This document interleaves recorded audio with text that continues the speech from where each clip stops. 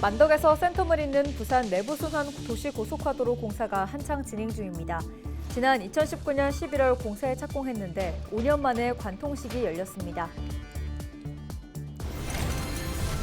야경으로 유명한 호천마을에 경사형 엘리베이터가 설치되면서 어르신들은 이동이 편해졌고 관광객에게는 다양한 볼거리를 제공하며 주민들에게 호응을 얻고 있습니다. 전국적으로 재보궐선거가 치러지는 가운데 부산 금정구에서도 구청장 재보궐선거가 치러집니다. 금정구 지역 주민들이 새롭게 선출될 금정구청장에게 바라는 점을 들어봤습니다.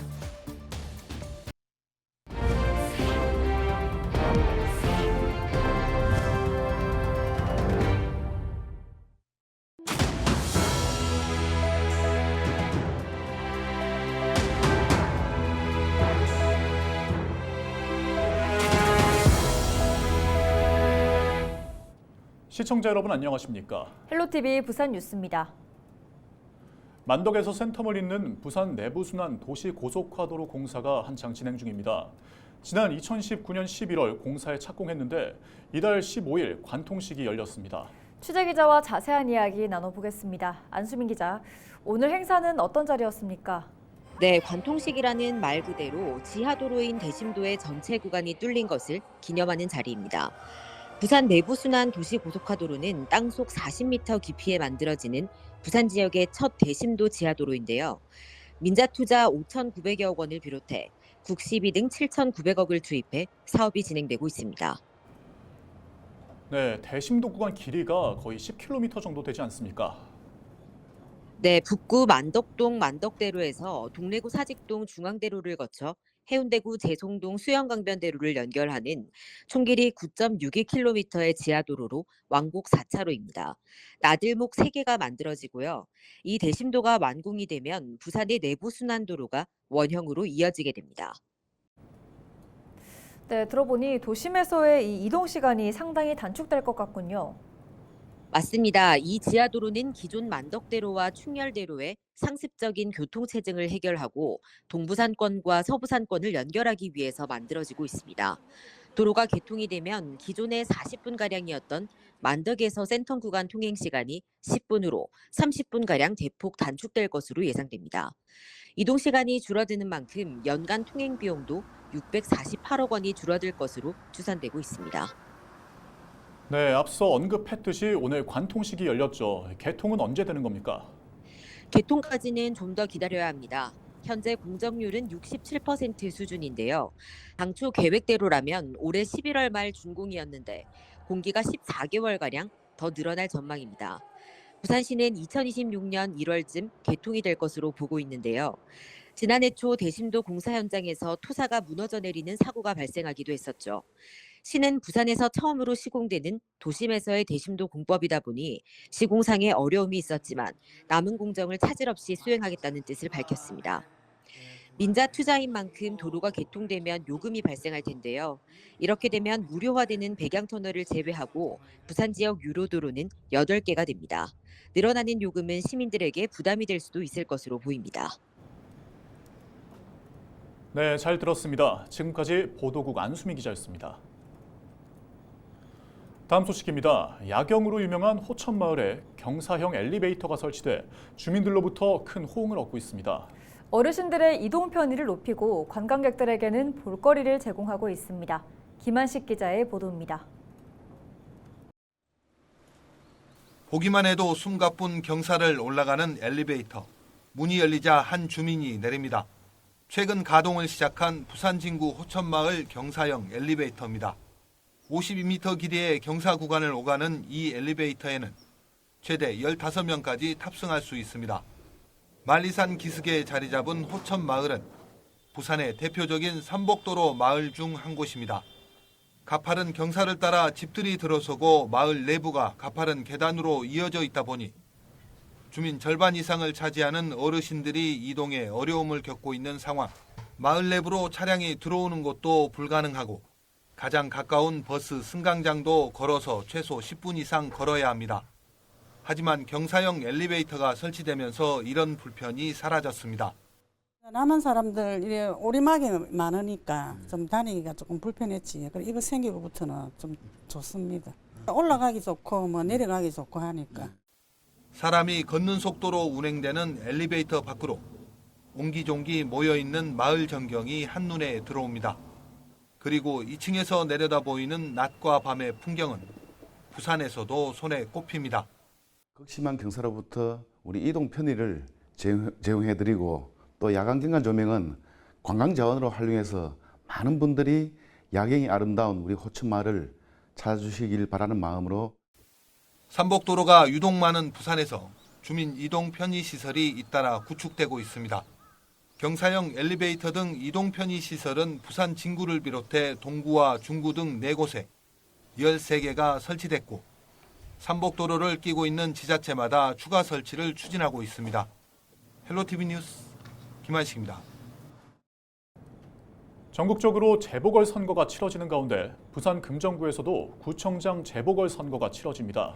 금정구 지역 주민들은 새롭게 선출될 금정구청장이 어떤 정책을 펼쳐주길 바라고 있을까요? 주민들의 바람을 들어봤습니다.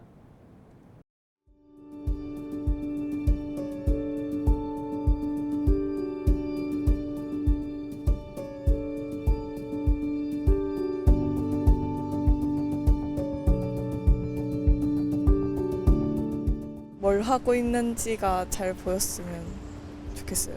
뭔가 신경 쓰고 있구나 하는 모습이. 부산에는 일자리가 사실 많이 없는 것 같기는 해서. 일단은 좀 여기 사는 사람들이 좀 편하게 살았으면 좋겠는데 그 침대병원 그것도 좀 운영이 좀 되고. 그 검정구를 위해서 발전시켜 이제 죽은 검정구를 이제 살리고 저 침례병원도 좀 살려주고 소상인도 다 막 접고 부대 앞에도 막 엉망 아닙니까? 근데 좀 살려. 침대병원 문제 해결 좀 해주셨으면 좋겠어요. 예. 여기 온천천 이것도 사업 많이 하시고 하셔서 그냥 부산대 상권 조금 더 활성화되도록 도와주셨어요. 뭐 출산했을 때 뭐 혜택이 주어지는 그런 거라든지 뭐 몇 명 낳았을 때 뭐 혜택을 주어지는 그래서 금정구는 좀 부족한 것도 없지 않아 있는.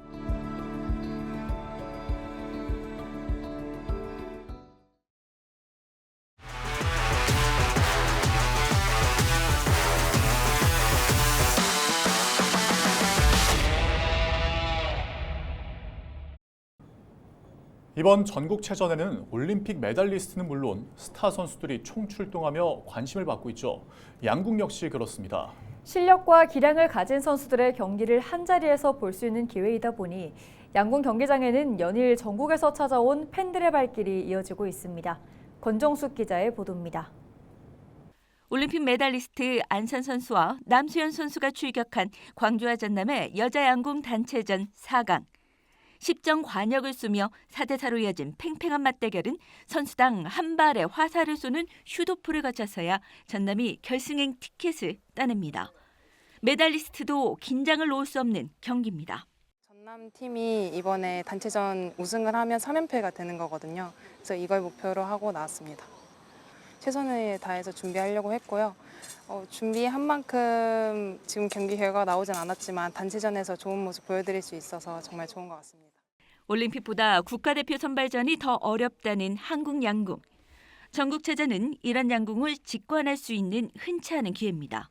때문에 경기가 열린 진주 공군교육사령부 연병장에는 많은 비가 내린 평일 오전임에도 전국에서 팬들이 찾아와 응원을 이어갔습니다. 확실히 선수들이 더 많다는 것도 느끼고 진짜 여기서 봐도 훨씬 거리가 멀어가지고 대단하다는 걸 한 번 더 느꼈던 것 같아요. 앞으로 남은 경기 화이팅! 이런 팬들을 위해 즉석 사인회를 열고 소통하는 선수들의 모습은 이번 체전에선 자연스러운 모습입니다. 살짝 아직 실감나지 않고요. 좀 감사하고 제가 더 영광입니다. 전국체전 경기가 이어질수록 양궁 경기를 향한 관객들의 호응이 이어지고 있습니다. 올림픽이 아닌 체전에서 이어진 유례없는 관심에 선수단은 앞으로도 양궁에 대한 사랑이 지속되길 바랍니다. 약 4년 동안 양궁 일을 하고 왔지만 이번 제105회 전국체전만큼 이렇게 호응이 좋고 팬들이 많이 온 것은 처음입니다. 이런 분위기가 조금 더 업이 된다면 엘리트 체육도 또 한 단계 더 발전성이 아니겠나. 양궁은 16일 남녀 개인전과 단체전, 혼성 단체전 경기를 통해 최종 메달색을 겨루게 됩니다. 헬로티비 뉴스 권정숙입니다. 부산 지역 제조업 절반 이상이 올해 목표 실적을 달성하지 못할 것으로 전망했습니다. 부산 상공회의소가 지역 제조업 250개사를 대상으로 진행한 2024년 4분기 부산 지역 제조업 경기 전망지수 조사 결과 조사 기업의 52%는 목표 달성을 하지 못할 것이라고 응답했습니다. 이는 지난해에 비해 4.4%포인트 증가한 것으로 유가와 원자재가 변동, 금리 인하 지연 등 경영 환경에 부정적 요인이 영향을 미친 것으로 보입니다.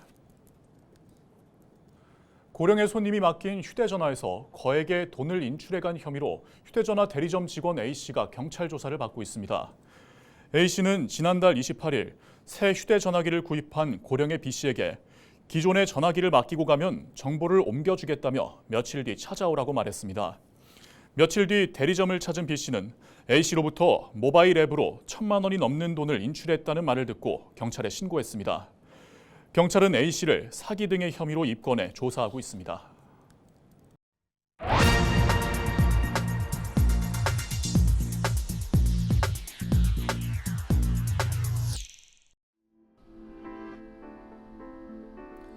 시대에 따라 장례 문화도 변하기 마련인데요. 1970년대까지만 해도 매장이 주된 장례 방식이었죠.